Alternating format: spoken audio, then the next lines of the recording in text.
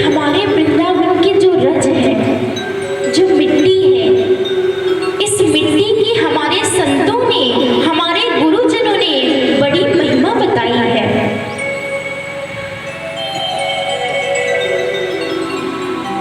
महाराज, जो वृंदावन की धूल है, नंद भवन की रज है, वो जब हमारे मस्तक पर आकर के लगती है तो महाराज पूरा मस्तक ठंडू हो जाता है।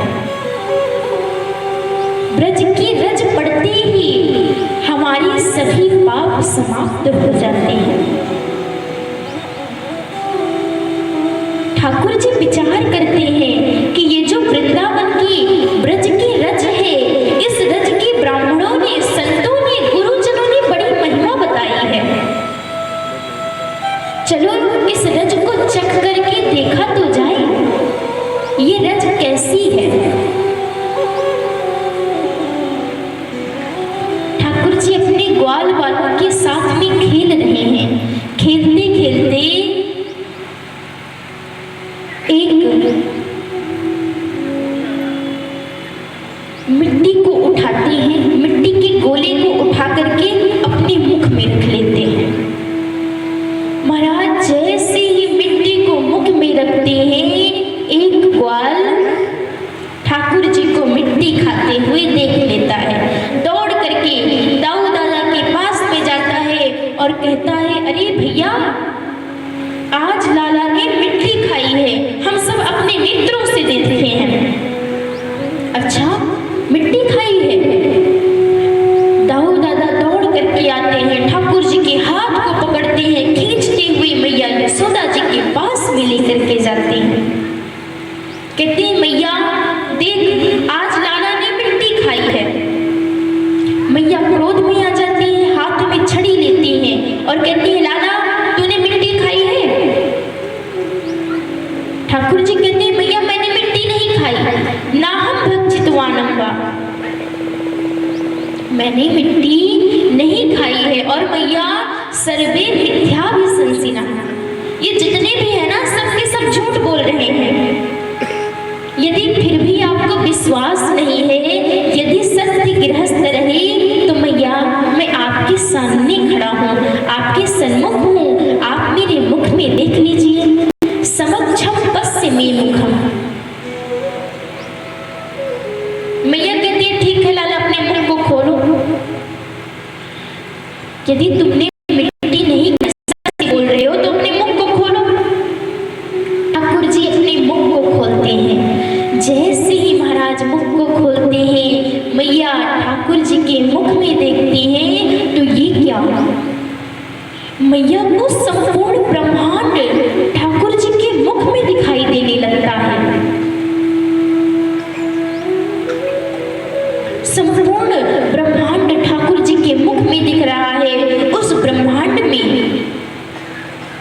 भारत दिखाई दे रहा है और भारत माता का हृदय स्वरूप हमारा उत्तर प्रदेश दिखाई दे रहा है। उत्तर प्रदेश में वृंदावन, वृंदावन में ब्रजमंडल, ब्रजमंडल में नंद भवन और नंद भवन के आंगन में मैया स्वयं अपने आप को देखती हैं।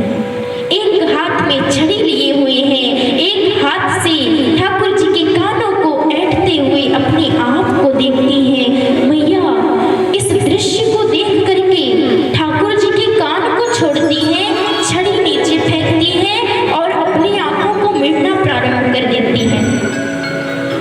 विचार करने लगती है, अरे जे लाला के मुख में ये बड़े बड़े पहाड़, पर्वत, देश विदेश कैसे दिखाई दे रहे हैं। आज ठाकुर जी मैया जी को अपने मुख में संपूर्ण ब्रह्मांड का दर्शन कराते हैं। मैया इस दृश्य को देख करके विचार करते हैं कि ऐसा लगता है कि हमारा चौथा वन आने वाला है।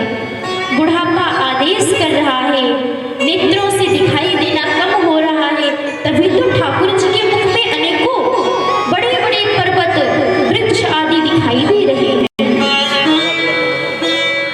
महाराज मैया सभी सखाओं से कहती है, देखो लाला, मेरा लाला मिट्टी नहीं खा सकता, मेरा लाला झूठ नहीं बोलता। मैया मान जाते हैं कि ठाकुर जी झूठ नहीं बोल रहे। हमारे वृंदावन की जो रज है, नंद भवन की रज है, यदि वो हमारे मस्तक पर लग जाए, इस पर वो आकर के लग जाए, तो महाराज हमारे शरीर के जो कष्ट है, जो पाप है, वे अपने आप ही समाप्त होने लगते हैं। इसीलिए तो महाराज जब हम वृंदावन में जाते हैं, वृंदावन में रमण रेती में पहुंचते हैं, तो वहां पे ब्रज रज में लोट पोट करके उसी मिट्टी में अपने शरीर को, मिट्टी को अपने शरीर से लगाने लगते हैं। क्यों?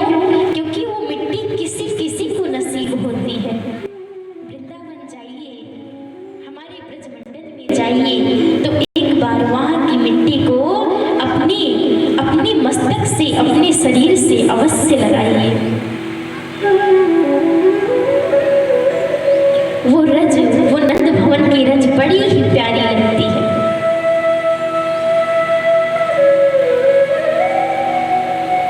बड़ा ही सुंदर भाव है महाराज। हो